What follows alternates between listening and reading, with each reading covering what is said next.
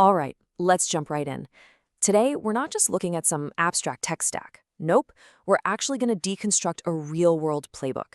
We're going deep inside the strategy for a super high-stakes AI role at a fintech giant, in this case, Fiserv. This is the blueprint for how big-time enterprise AI gets built, how it's governed, and how it gets rolled out in the real world. And it really all starts with this one line. See, this isn't just some academic exercise. For the person gearing up for this kind of role, the stakes are, well, they're about as high as they get. This one sentence changes everything. It turns our little explainer from a tech breakdown into a mission. There's real pressure here, real ambition. So that's the big question, right? With everything on the line, you get one shot to get ready. How do you do it? What's the playbook? What are the key ideas, the architectures, the strategies you absolutely, positively have to nail? Well, this right here, this is the answer. This is the playbook. Okay, first things first, let's start with the big picture. Before you can even begin to understand the AI, you have to understand the house it lives in. Seriously. Success in a role like this starts with getting the systems designed, that whole architectural blueprint that holds everything together. And this really is the core challenge, especially in fintech. It's a total balancing act. You need all the power and flexibility of modern AI, for sure, but you're also playing in a world with some seriously strict rules and regulations. So every single choice you make has to keep both sides happy, the innovation side and the compliance side. So how do they pull it off? Well, they do it with a team of specialists. The whole system is broken down into 4 core services. I want you to think of it like a restaurant. The React front end, that's the dining room. It's what you, the user, see and interact with.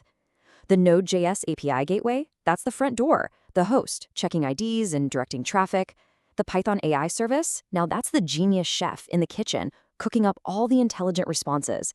And that .NET governance service, that's the super meticulous manager walking around with a giant rulebook, making sure every single thing is completely by the book.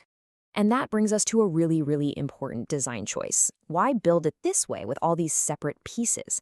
Well, by using microservices, you give your teams independence. The Python AI team can move fast and innovate without having to wait on the .NET governance team. And get this, if the AI assistant suddenly gets slammed with a ton of users, you can scale just that service without messing with anything else. It's all about being agile and efficient when you're working at a massive scale. Now let's talk about where all the data lives, because it is definitely not a one-size-fits-all situation. The strategy is called polyglot persistence, which sounds fancy, but it just means using the absolute best tool for each specific job.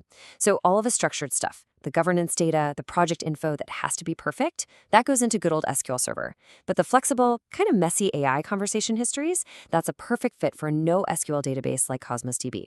The super important document embeddings that power the search, they go into a special vector database, Pinecone. And for that lightning-fast access to stuff you need all the time, Redis Cache. This is just a masterclass in smart, pragmatic database design.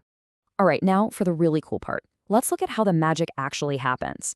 We're diving into the heart of the AI system itself. This is the tech that makes sure the AI gives you useful, accurate answers that are actually relevant instead of, just making things up. And that technology is called Retrieval Augmented Generation, or just RAG. The idea behind it is so simple but so incredibly powerful.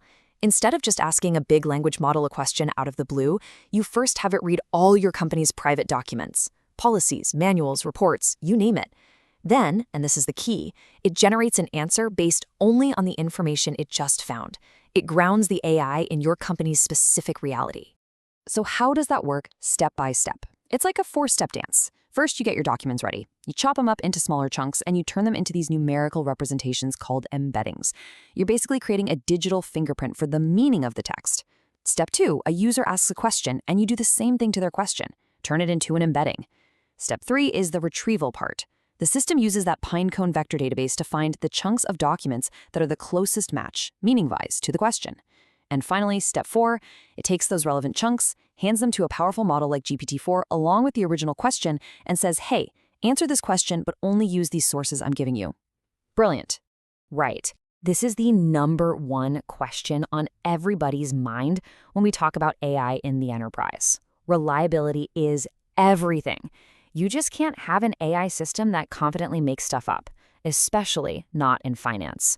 So how does this playbook deal with that massive risk? It deals with it by building layers of protection.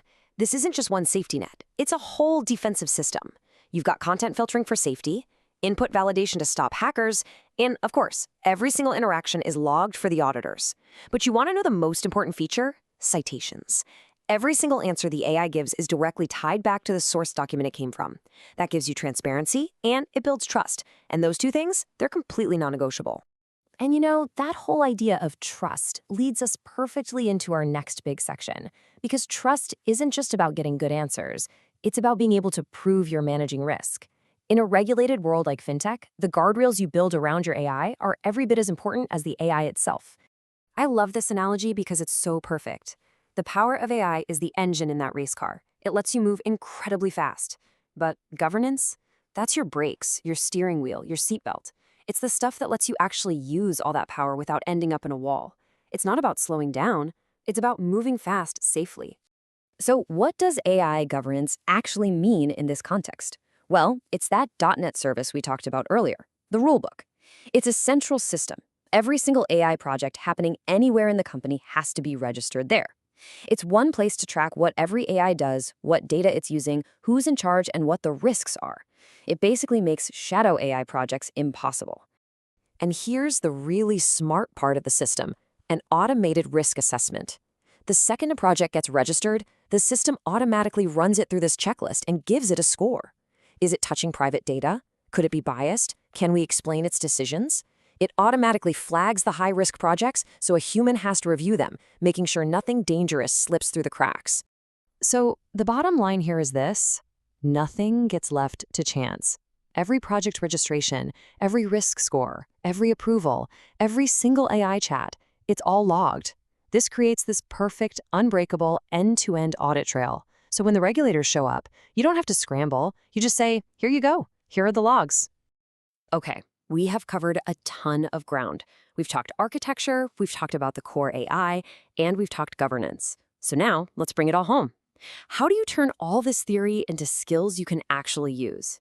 This is where the playbook becomes your personal game plan. The path to getting good at this stuff is broken down into a structured, totally achievable 30-day plan.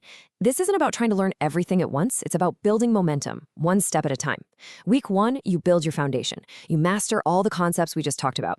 Week 2, you get your hands dirty. You build your first simple RAG system. Week 3, you go deeper, maybe tackle something a bit more complex. And by week 4, you're ready to scale. You start a real project, and this part is just as important. You start teaching other people what you've learned. We have gone through so much, from the highest level architecture all the way down to a day-by-day learning plan. But if you only remember one thing from this entire explainer, what should it be? This is it. The gap that's forming isn't about how smart you are or if you have a fancy degree. It's about initiative. The only real difference is between the people who start now and the people who say they'll start tomorrow. This whole playbook, this architecture, this action plan, it's all designed to give you a clear place to start. The only question left is, are you going to start today?